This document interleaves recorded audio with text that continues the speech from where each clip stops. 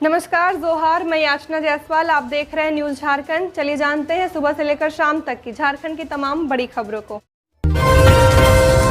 हेमंत सोरेन की जमानत याचिका पर फैसला सुरक्षित, तारीख अभी तय नहीं। 31 जनवरी से जेल में है पूर्व सीएम। जमीन घोटाला मामले में पीएमएलए की विशेष अदालत में पूर्व मुख्यमंत्री हेमंत सोरेन की जमानत याचिका पर बुधवार को करीब 1 घंटे तक सुनवाई की गई। अदालत ने दोनों पक्षों की दलीलों को सुनने के बाद जमानत याचिका पर फैसला सुरक्षित रख लिया है। हालांकि फैसले की तारीख अभी तय नहीं की गई है। इससे पहले 23 अप्रैल को हेमंत सोरेन की जमानत याचिका पर सुनवाई की गई थी। इस सुनवाई के दौरान ईडी ने कोर्ट में जवाब दाखिल करने के लिए और समय मांगा था। कोर्ट ने समय देते हुए सुनवाई की तारीख 1 मई तय की थी। पूर्व मुख्यमंत्री हेमंत सोरेन ने रांची की विशेष पीएमएलए अदालत में जमानत याचिका दाखिल की थी। इस याचिका पर कोर्ट ने उन्हें अंतरिम जमानत देने से इनकार किया था। हेमंत सोरेन के पिता और झामुमो सुप्रीमो शिबू सोरेन के भाई राम सोरेन का शनिवार 27 अप्रैल सुबह निधन हो गया था। वह लंबे अरसे से बीमार चल रहे थे। चाचा के अंतिम संस्कार में शामिल होने के लिए हेमंत सोरेन ने जमानत की अपील की थी।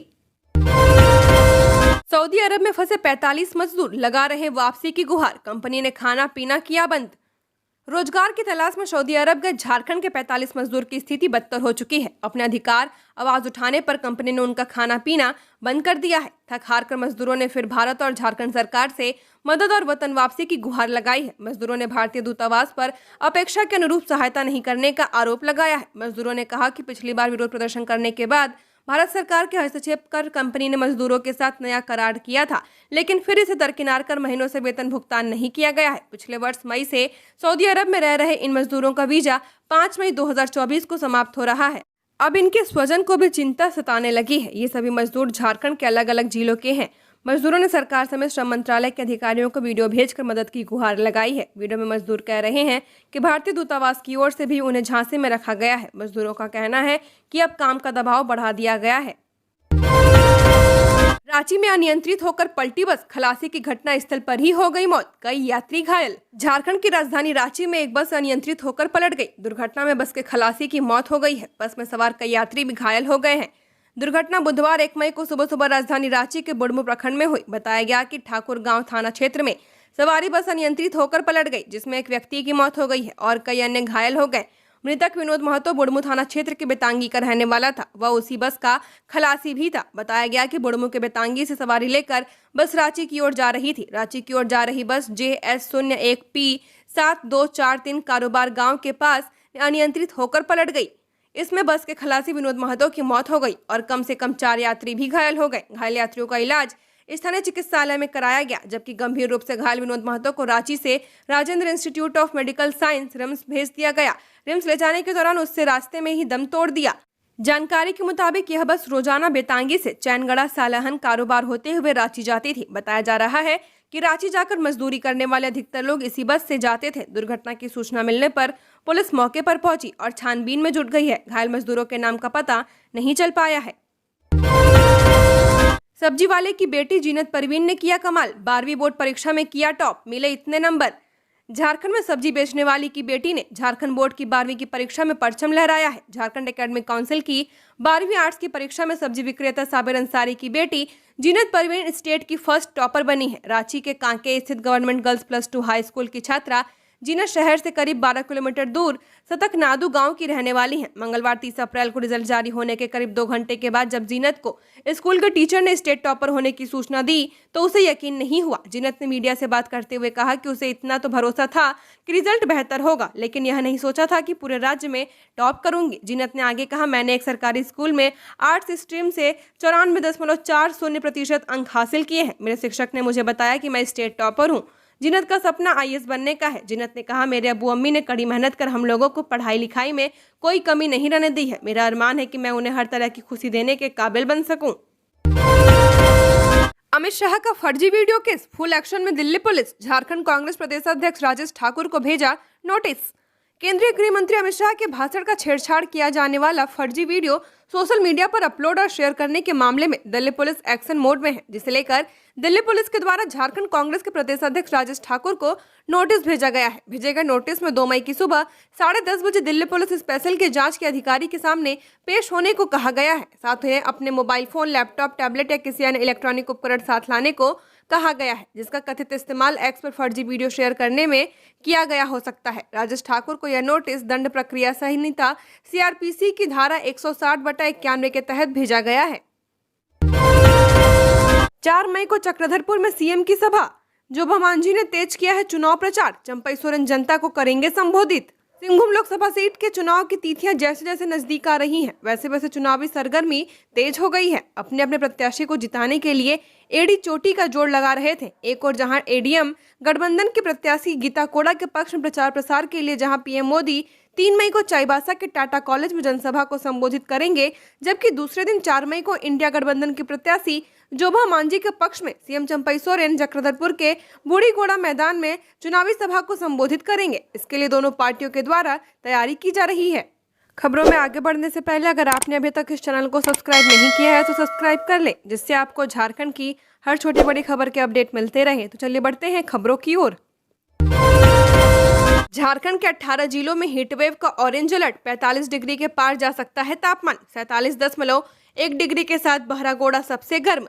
मौसम विभाग ने आज झारखंड के कई जिलों में हीटवेव का ऑरेंज अलर्ट जारी किया है। हीटवेव का राज्य के जिन हिस्सों में सबसे ज्यादा खतरा है, उनमें राज्य के पश्चिमी सिंहभूम, पूर्वी सिंहभूम, सरायकेला, खरसावां, बोकारो, धनबाद, देवघर, जामताड़ा, दुमका, पाकुड़, गोड्डा और साहिबगंज शामिल हैं। इन इलाकों में मौसम विभाग ने अधिक सतर्क रहने की अपील की है। राज्य के इन 12 जिलों में बढ़ती गर्मी और हीटवेव का सबसे ज्यादा खतरा है। वहीं 6 जिलों में लू को देखते हुए येलो अलर्ट भी जारी किया गया है। बढ़ती गर्मी को देखते हुए जिन जिलों में अलर्ट जारी किया गया है, उनमें गढ़वा, चतरा, पलामू, रांची, रामगढ़ और खूंटी शामिल हैं। पिछले 24 घंटे की बात करें तो 47.1 डिग्री के साथ बहरागोड़ा सबसे गर्म रहा। आज ही के दिन राज्य के 6 जिलों में गढ़वा, चतरा, पलामू, रांची, रामगढ़ और खूंटी के इलाकों में हीटवेव को लेकर येलो अलर्ट जारी किया गया है। राज्य में हीटवेव का सबसे बड़ा खतरा है। इससे बढ़ते खतरे से निपटने के लिए मौसम विभाग ने लोगों से सतर्क रहने की अपील की है। राज्य के अलग अलग हिस्सों में हीटवेव को लेकर जारी अलर्ट से यह साफ है कि मौसम अभी किसी बड़े बदलाव की संभावना नहीं है। मौसम विभाग ने सिर्फ आज के लिए ही नहीं,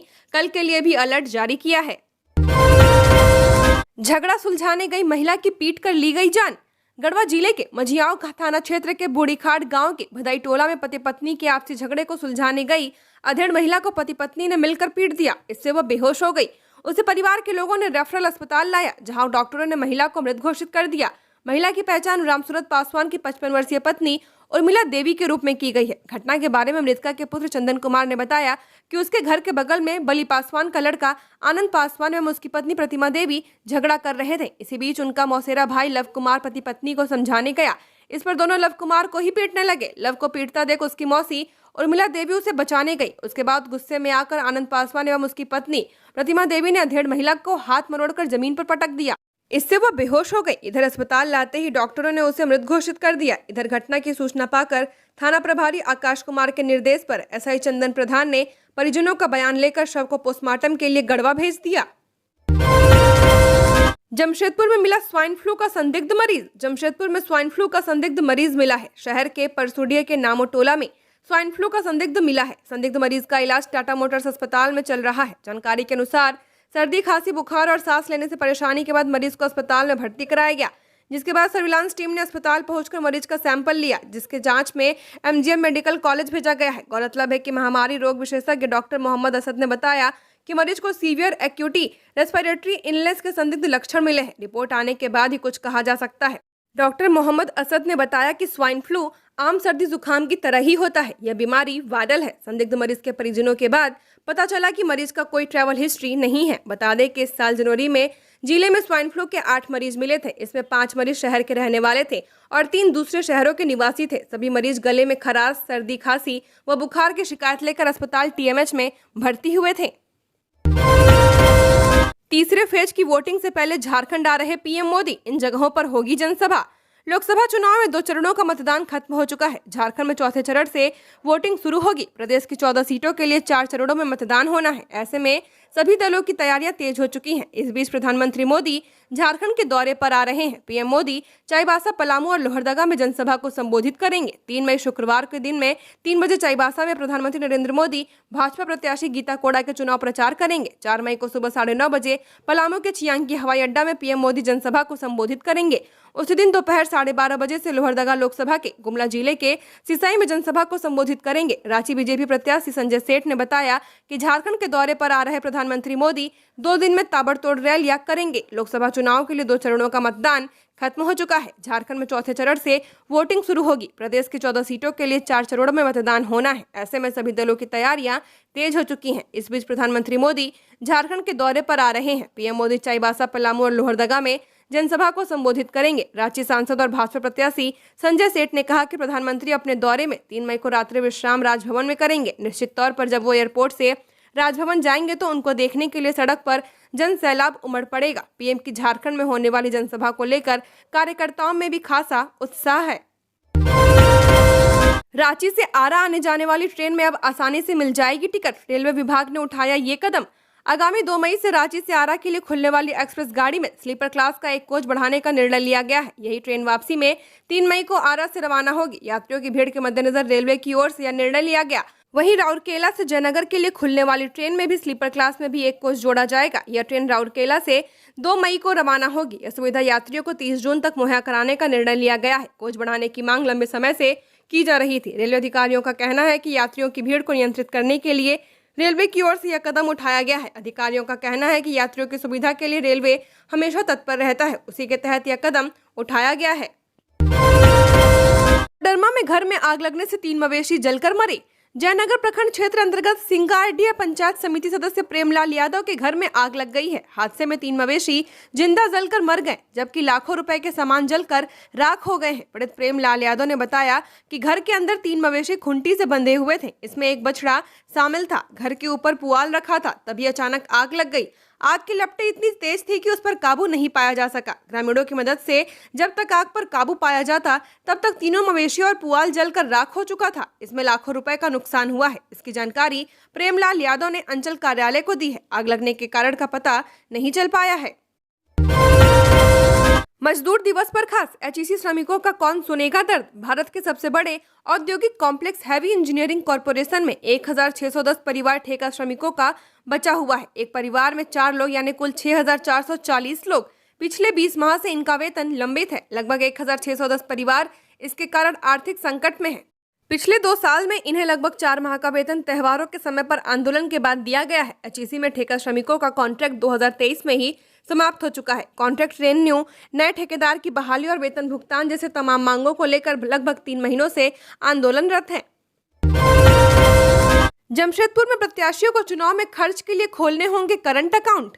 जमशेदपुर लोकसभा सीट पर 25 मई को चुनाव होना है। इसके लिए व्यय पर्यवेक्षक के रूप में एसपीजी मुदलियर और ईश गुप्ता जमशेदपुर पहुंच चुके हैं। मंगलवार को व्यय पर्यवेक्षकों ने एक बैठक की। बैठक में मुख्य रूप से उप विकास आयुक्त मनीष कुमार, आईडीटीए परियोजना निर्देशक Dipankar Chaudhary, ADM law and order Anant Kumar समेत अन्य पदाधिकारी मौजूद रहे। बैठक में बताया गया कि चुनाव व्यय प्रक्रिया की निगरानी व अनुश्रवण संबंधित किसी भी शंका या भ्रम की स्थिति नहीं बननी चाहिए। व्यय अनुश्रवण हेतु चिन्हित सभी संस्थाएं, कोषांग टीम आपसी समन्वय के साथ कार्य करे। सभी का एकीकृत उद्देश्य हो कि धनबल या बाहुबल से किसी प्रकार निर्वाचन प्रक्रिया प्रभावित नहीं होने पाए।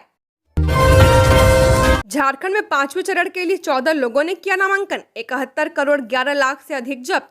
लोकसभा चुनाव के 5वें चरण के लिए अब तक 14 लोग नामांकन दाखिल कर चुके हैं। दूसरी ओर निर्वाचन आयोग ने वोटरों को लुभाने की कोशिशों के खिलाफ कार्रवाई जारी रखी है। झारखंड में अब तक 71.11 लाख रुपए से अधिक जब्त किए गए हैं। 817 आर्म्स लाइसेंस रद्द कर दिए गए हैं। झारखंड के उप मुख्य निर्वाचन पदाधिकारी नेहा अरोड़ा ने यह जानकारी दी है।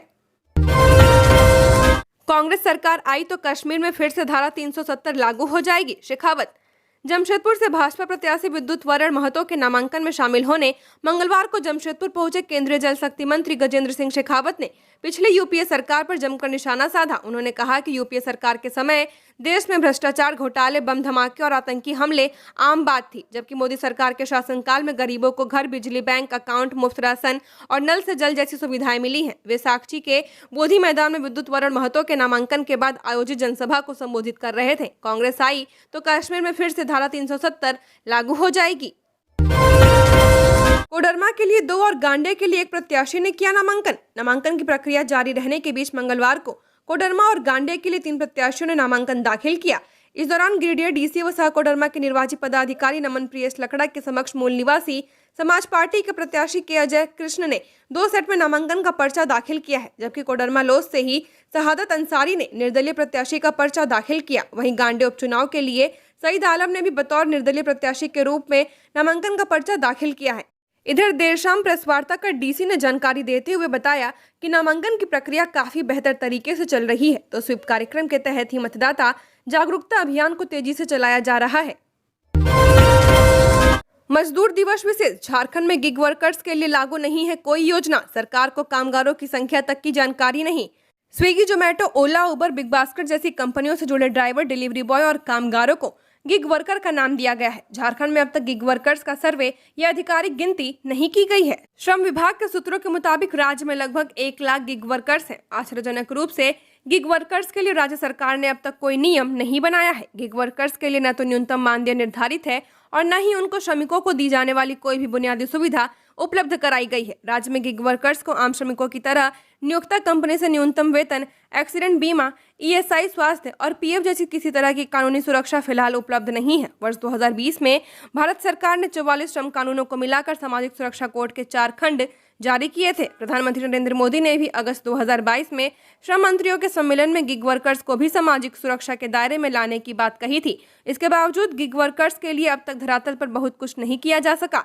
श्रम मंत्रालय की विजन 2047 के अनुसार ऑनलाइन और ऑफलाइन दोनों प्लेटफॉर्म से जुड़े गिग वर्कर्स के काम के घंटे, कार्य स्थिति, स्वास्थ्य सुरक्षा और न्यूनतम आय के लिए नियम बनाया जाना है। इसके लिए केंद्रीय श्रम सचिव की अध्यक्षता में एक कमेटी बनाने के बाद सामाजिक सुरक्षा फंड का सृजन भी करने की योजना है, लेकिन संसद से अब तक इसके लिए कोई कानून नहीं बनाया जा सका है, जिसके फलस्वरूप देश के लगभग 18 लाख गिग वर्कर्स बिना नियम कानून के मजदूरी कर शोषण का शिकार हो रहे हैं।